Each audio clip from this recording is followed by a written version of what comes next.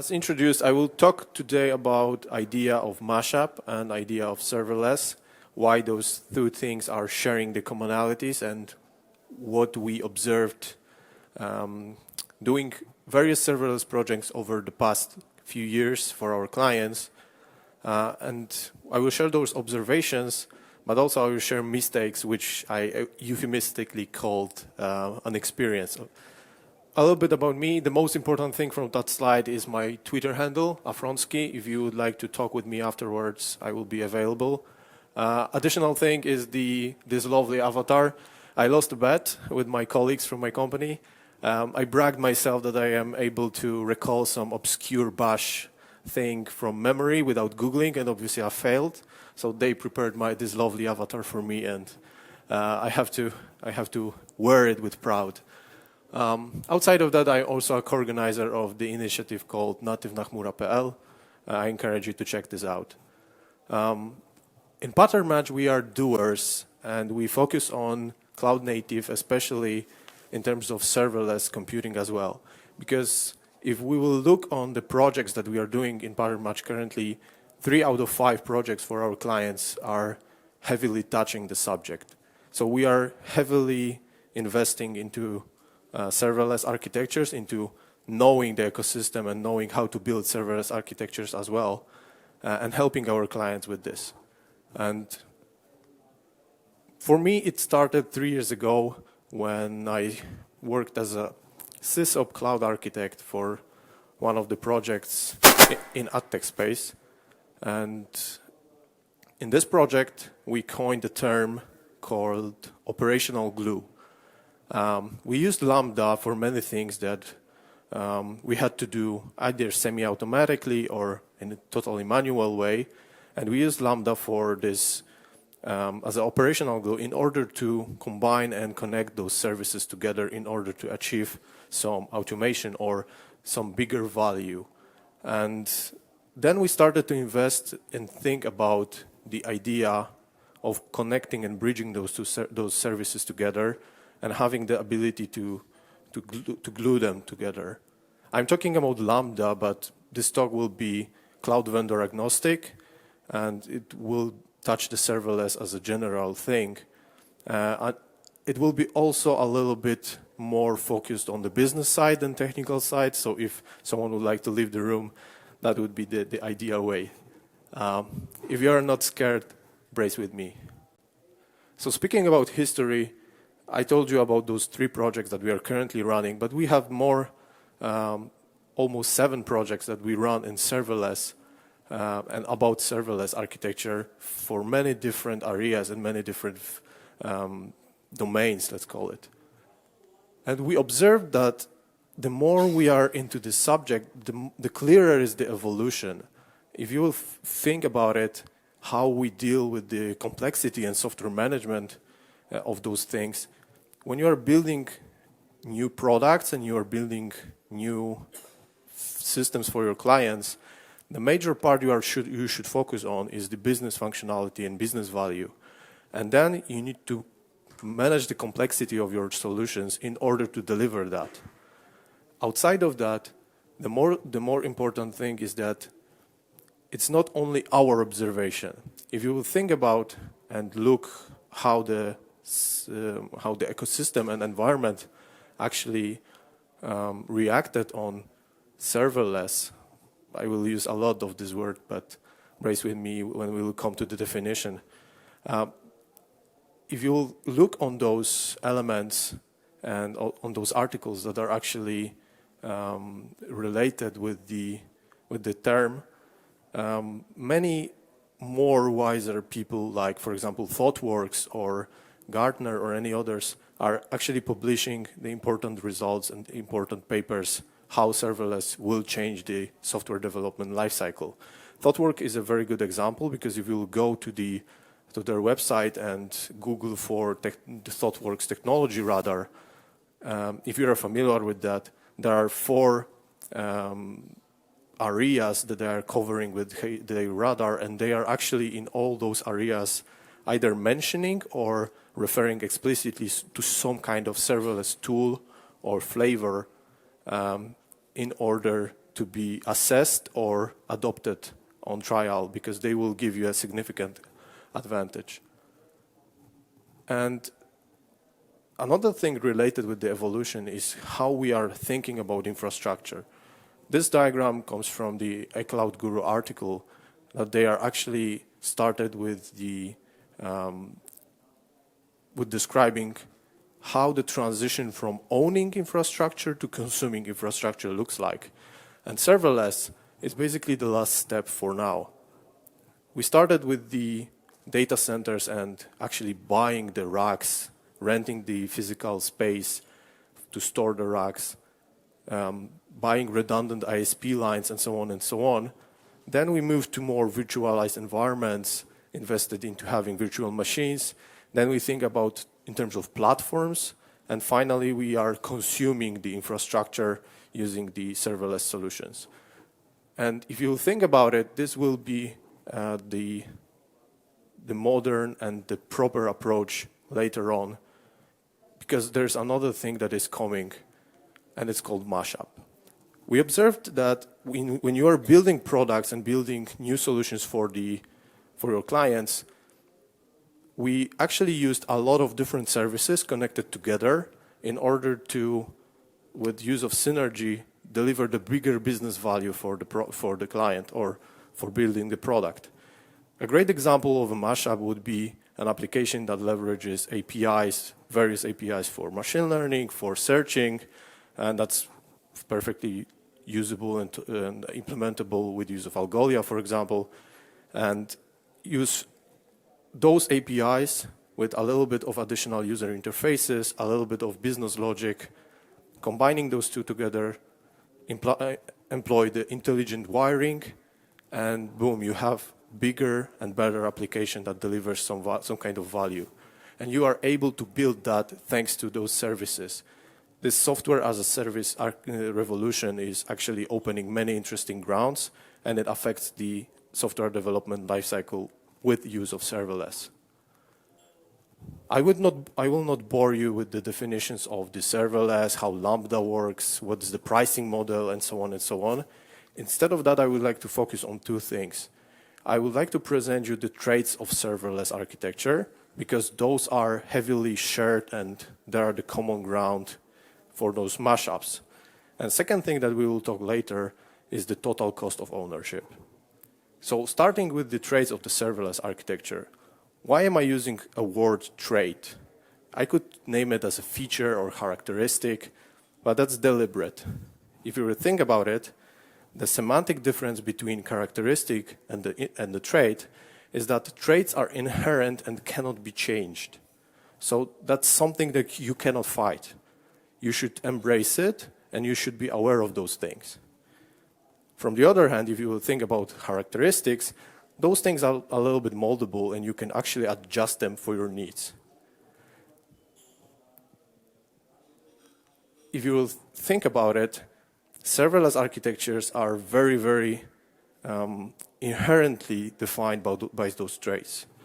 And again, I will refer to someone much wiser than us, because ThoughtWorks defined this as a six traits of those serverless architectures. First one is actually the low barrier to entry. And it's a very interesting trait, because if you will think about it, that's something that is giving you a significant competitive advantage if you are dealing with projects that are very, very tight in terms of deadlines. It is also a very interesting advantage to have if you would like to start from zero and from scratch and build something and deliver business value as soon as possible. Additionally, I think that the most daunting skills that actually your client are thinking about when starting new product are those related with the operations. Let's call them the DevOps skills. And if you think about it, serverless is a very interesting thing, because it doesn't require a lot of those skills on board when you are starting. Obviously, scaling those systems and moving to the bigger scale will require significant investments and knowledge about those. And you may end up in a very interesting places as well when it comes to cloud vendor implications and limitations. But as a starting point, it's a very interesting place to be.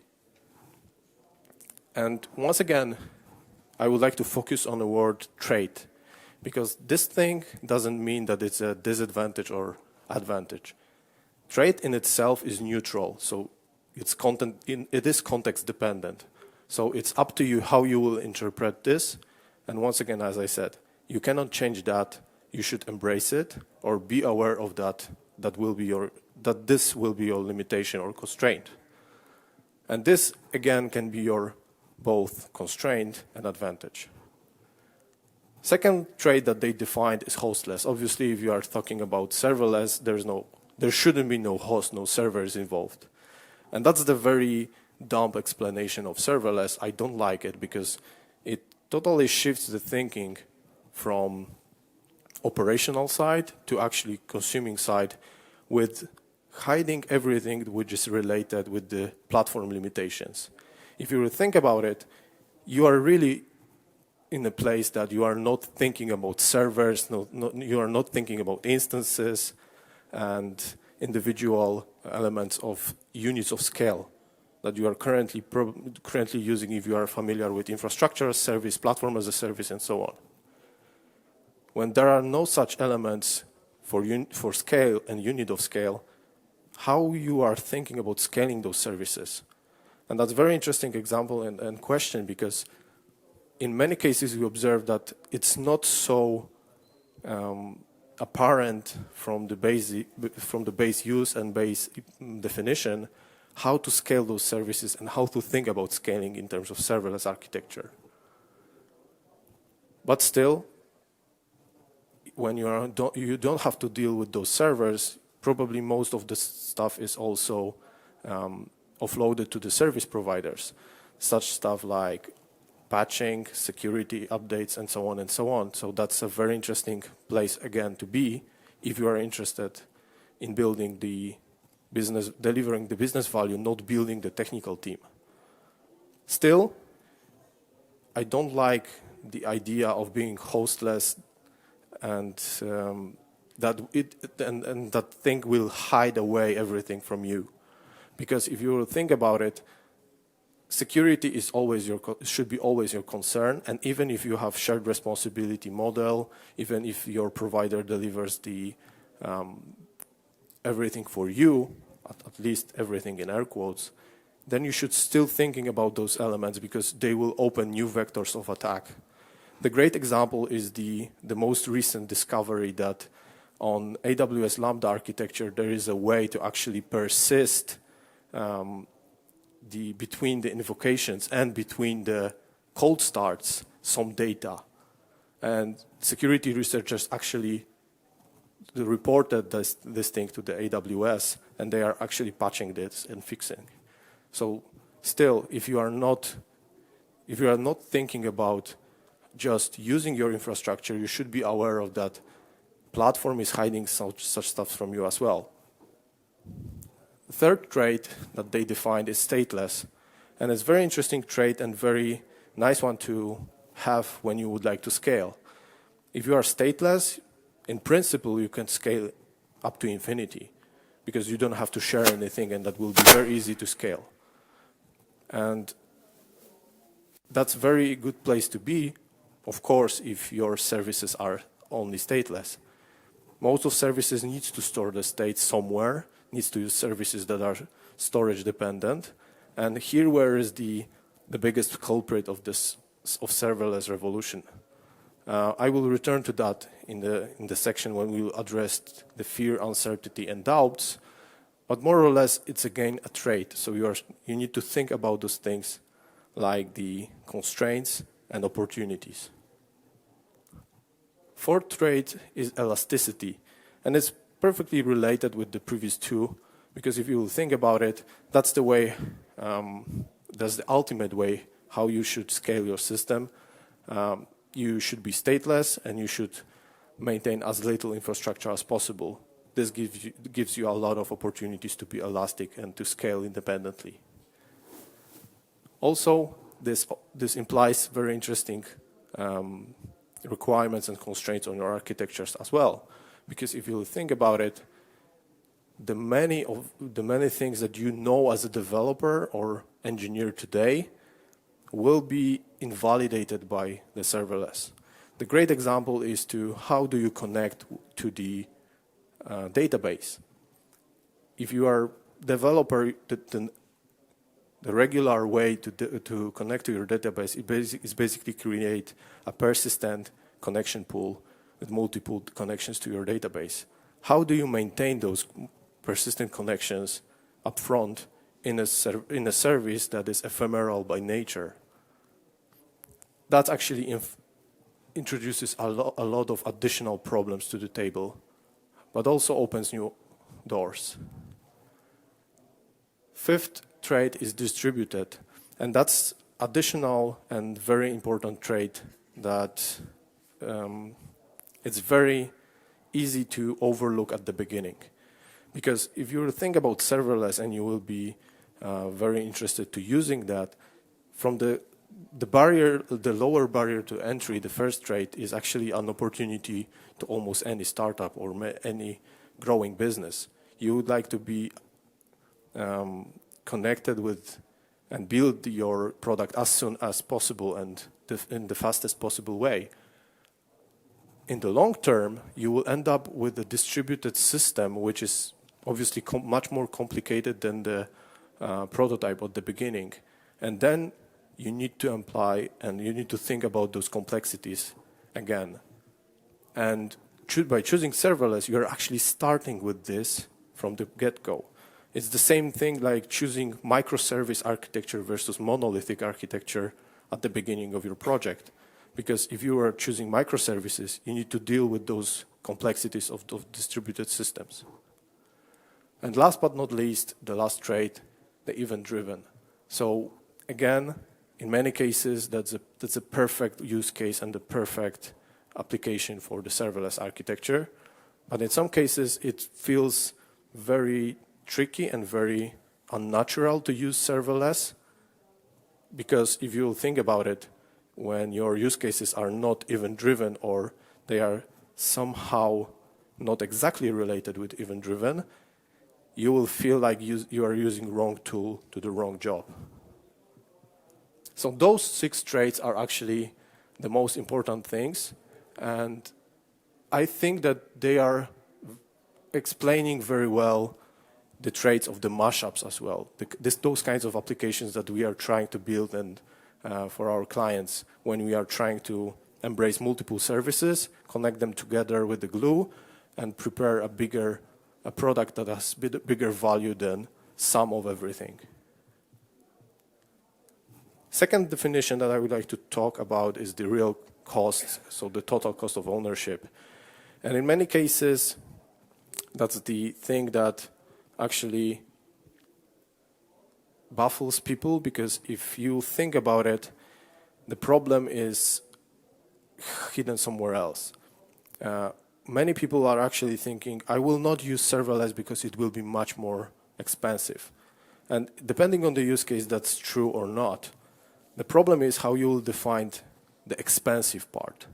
If you are not a CIO or someone that is immersed in the multiple spreadsheets or cloud vendor billing, you will not see the whole picture of those. You will not see all costs, because the additional cost is hidden underneath the peopleware, how do you employ, and what kind of costs are related with employment, with hiring, with recruiting, onboarding those people, and so on. We as people are very vulnerable to actually have the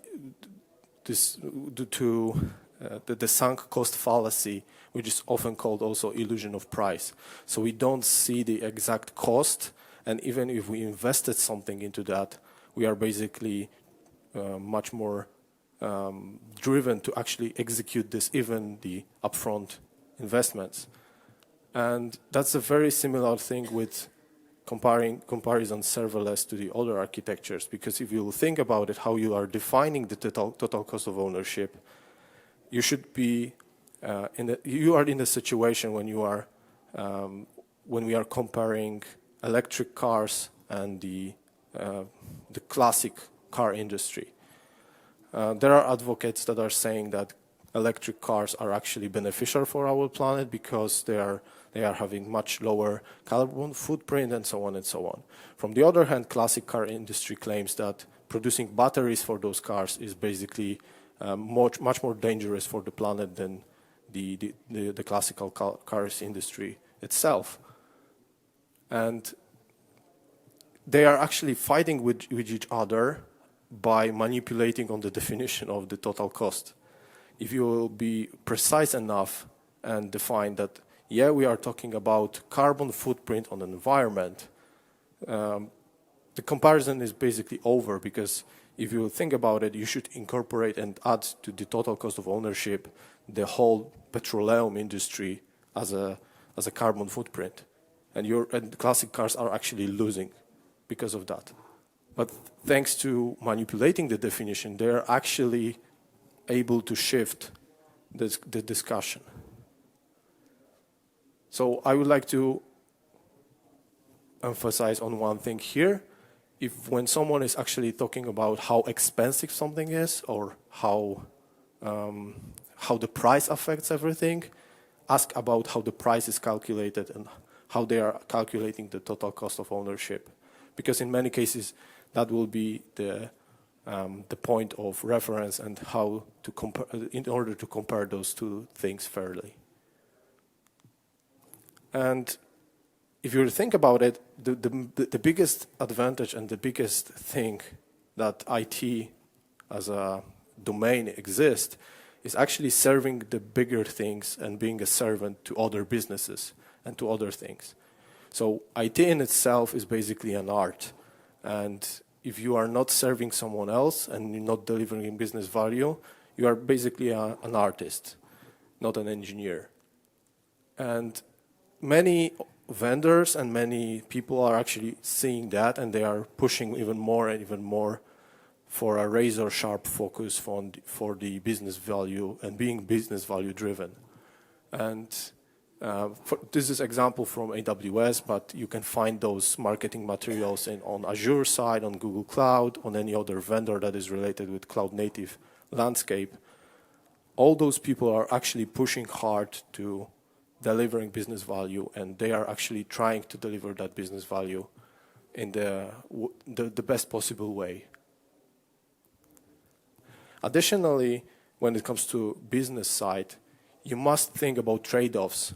And I deliberately put here Lambda and the Kubernetes on the slide, because those two things are actually very interesting in comparison. Many customers that were approached to us, they said, look, we have, for example, 1.5 months of time. We need to build a prototype. Should we use Kubernetes or should we use something else? And the obvious answer is that if you don't have time, if you don't have enough resources to do that in that short period of time, maybe there is no point on investing into the operational side, because you need to focus on the business value first. But still, if you will choose the business value first, then you may end up in a situation where you are not exactly happy about the state of the architecture, or maybe you are not exactly happy with the platform limitations that you are facing. And that's the biggest problem. Because if you need to choose between those two, you always have the place to have the wrong decision. So we talked about definitions. I would like to address a couple of the elements that are related with serverless on the side of the fear, uncertainty, and doubt. So the old school food. This thing is actually pretty interesting, and I think that is the biggest culprit of the serverless architecture nowadays. If you think about it, how many different providers in the serverless space we have, the list is pretty interesting and pretty extensive. But if you will think explicitly about providers that are having services related with storage and managing the state, the list is surprisingly short, because every vendor in the serverless space nowadays is focusing on the compute first, because that's the easiest part to tackle, the easiest in air quotes, because it really requires investment, but still state management and stateful things are pretty much the unsolved problem for many of those providers. From the other hand, those things will be much more apparent if you will move to the serverless space, because the great example was the connection pool that I mentioned at the beginning. Additional problem is that how do you deal with the persistent connections like WebSockets? That's totally different thing as well. How do you deal with stuff like monitoring and pushing properly metrics to the services?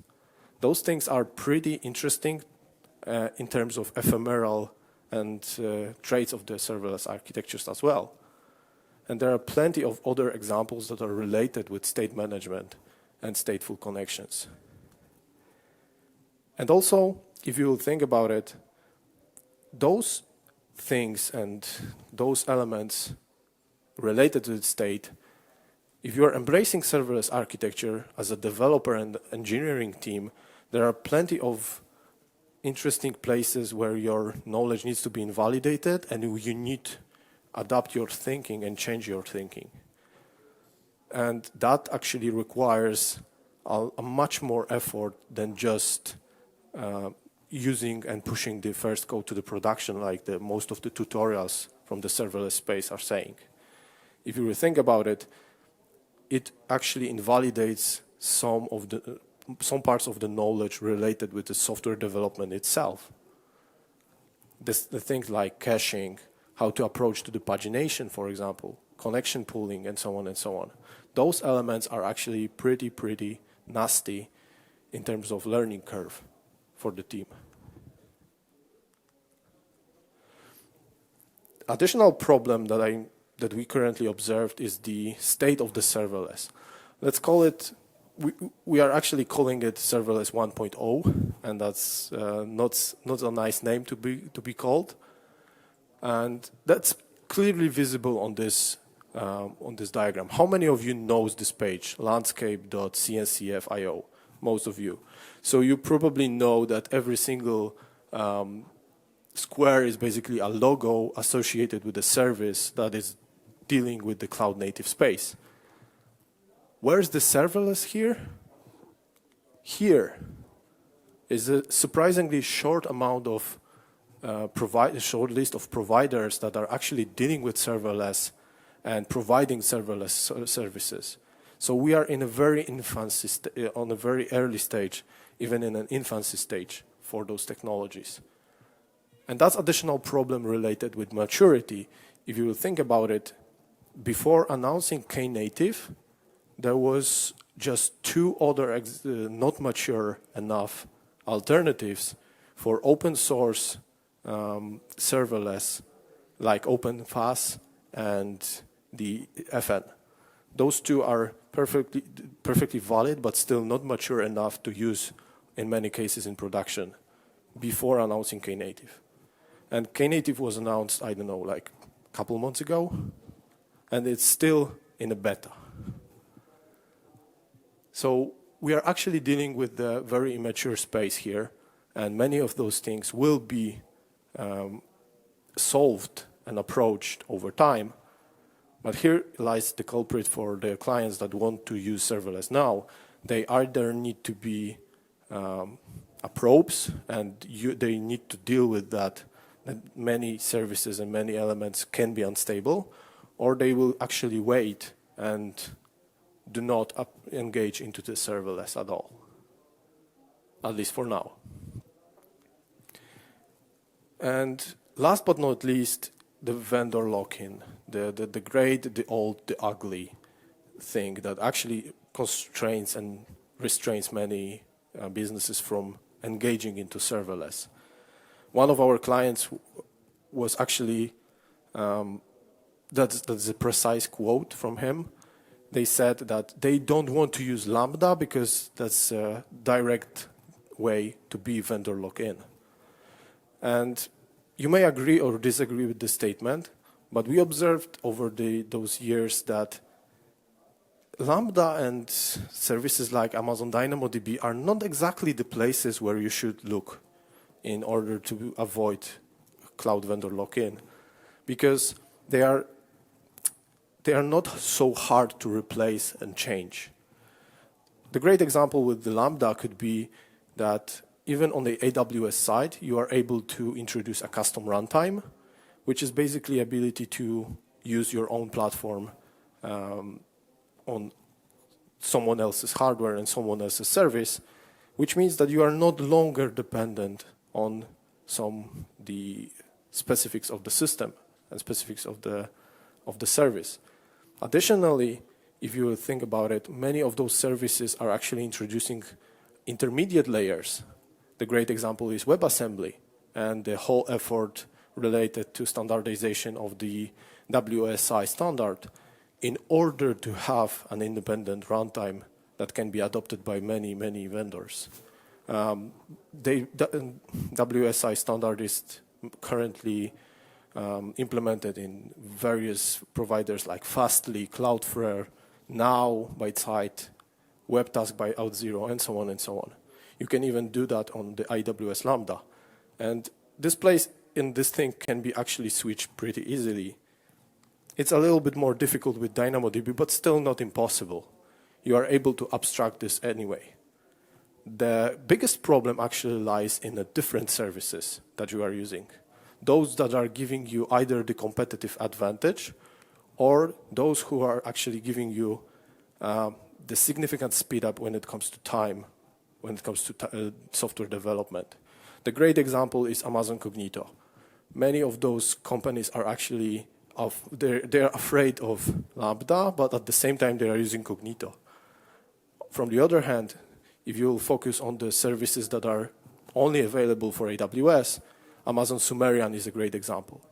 Because for those of you who are not familiar with this, it's an AR/VR service provided by the Amazon. You are able to host scenes, 3D scenes, and so on and so on. And this service is actually a great example of being vendor lock-in, because if you are investing in building this prototype or this feasibility study, you're actually pretty much tied up to this cloud vendor on your own choice, and you need to be aware of that. Lambda is not the biggest problem here. Additional example could be related with the IAM. Here's a great information about this, why we think that IAM is a very, very problematic thing to migrate off and between the clouds, and so on and so on. So pay attention to the other stuff, not exactly related with the serverless space, because those are much more problematic when it comes to migrating off and being not vendor lock-in. And finally, I would like to present you those examples that I mentioned at the beginning. And I characterized them and gathered them into multiple groups. So first group is actually a feasibility study, prototypes, proof of concept, however you will call it. It's basically a way to provide a business value for your client as soon as possible in order to validate some business ideas or provide a working prototype to the end users and validate those. Here's an example that we built for one of our customers with use of AWS IoT button and integration with third parties in this particular place as Slack. And that's an example of quickly building the feasibility study. We closed this project in 2 weeks. Basically, after that time, client was able to validate everything with the business or potential users and gain some feedback and other stuff. An enhanced group of those feasibility studies are people and clients that are coming to you with much more defined vision, and they want to build an MVP, and they are pretty much sure what they want to build. I mentioned Amazon Sumeria previously, but one of our customers actually asked us to build for him a training platform based on the Amazon Sumerian.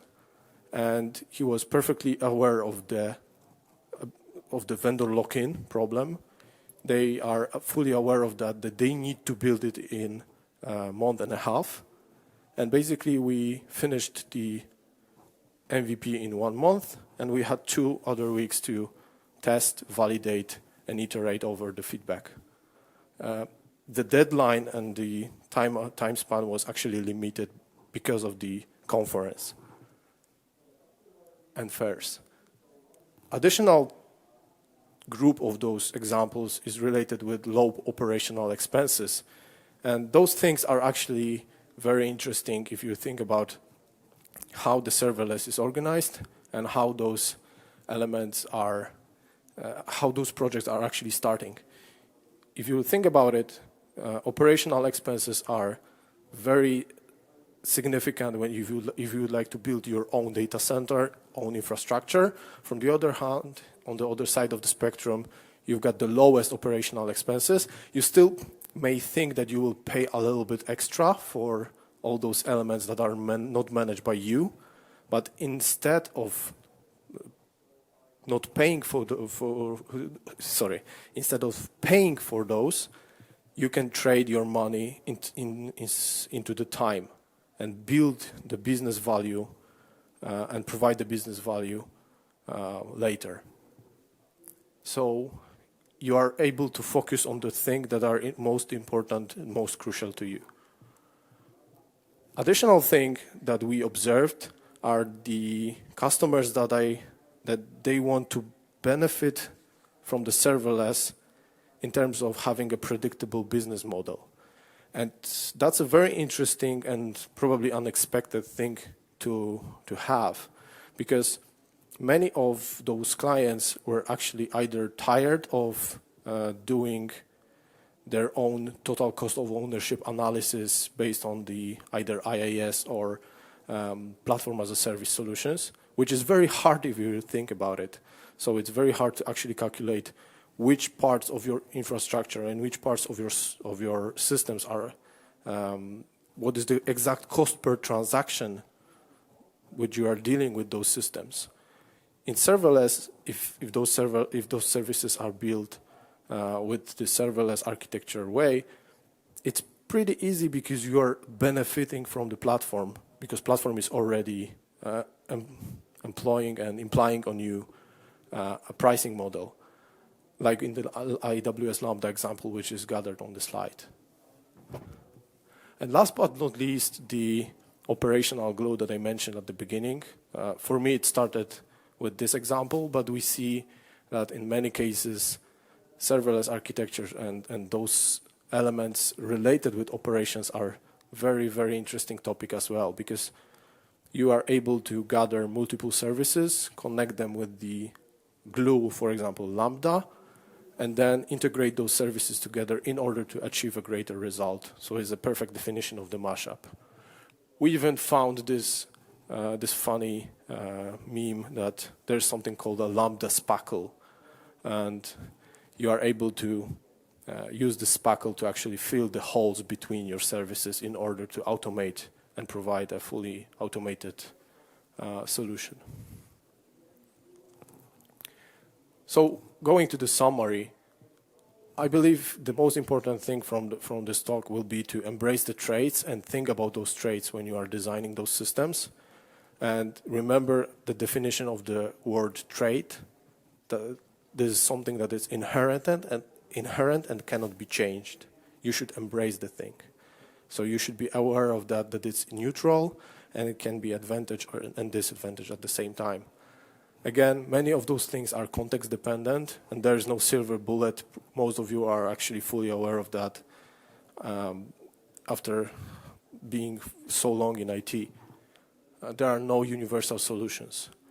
And one last thing that I would like to say is that expect the new wave related with serverless. I think that we are in a very early stage of the technology, and the more elements and more interesting stuff will come. So prepare for those. So before I will move to the questions, there are two other things that I would like to bring your attention.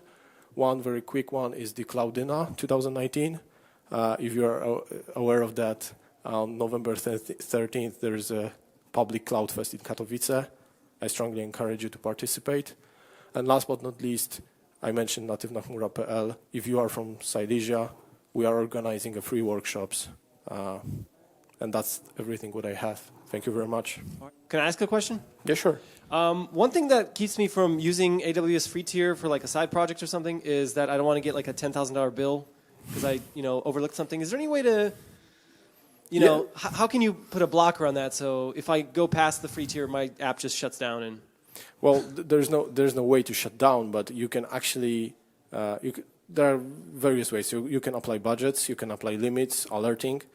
The one thing that there's very interesting case study from the Amazon AWS IoT button. So guys are actually use that button to physically click when you are leaving the office and killing the infrastructure, the development infrastructure. That's pretty easy to do with just the serverless and Lambda. But there's no other way to actually shut down when you overcome the free tier. You need to rely on alerting. What do you think about the serverless frameworks? Very interesting question. So we use a lot of those elements. We use Cloudya.js, we use serverless framework itself. I strongly believe that this wouldn't be surprising, but the serverless framework is the dominant thing on the market. There are other things like Architect framework, Apex and so on and so on. But serverless framework is the most complete one. But I don't know what is the context of your question, but many clients and many people are actually asking, would those frameworks prevent and secure us from actually being cloud independent? So we want to be cloud independent, we want to use serverless framework. Right now it's not an option because it's not exactly transferable one-to-one. Maybe in future they introduce serverless components recently. Maybe that will be a path to being cloud independent, but I wouldn't be so sure if that will be a very quick feature and very quick trade to obtain. I think we need to wait for the serverless 2.0 to have those patterns. Pini actually told about this during the keynote. So when you establish pattern, you are able to reuse it in multiple contexts, and probably we need more of those patterns in the serverless in order to be independent. You had the slide where serverless was fighting with Kubernetes, and if you have a new project, this one, not so much time to deliver, where would you go? With not so much time to deliver? Yeah, and two scenarios, with your team and with external team. Okay, so with my team, definitely I will go with Lambda. Especially, let's define not so much time to deliver. Is it months or is it 1 month? 1 month. Yeah, so definitely serverless. I would go with even the managed service, because that would be much easier, and I will go with the Lambda. If we will have more time and bigger vision for this project, probably the Kubernetes will be a default, because if you think about it, if you know how you like to evolve, maybe the significant investment at the beginning will be paid off later. So the time constraint for me is the most crucial part. If we have small amount of time, definitely serverless and managed services.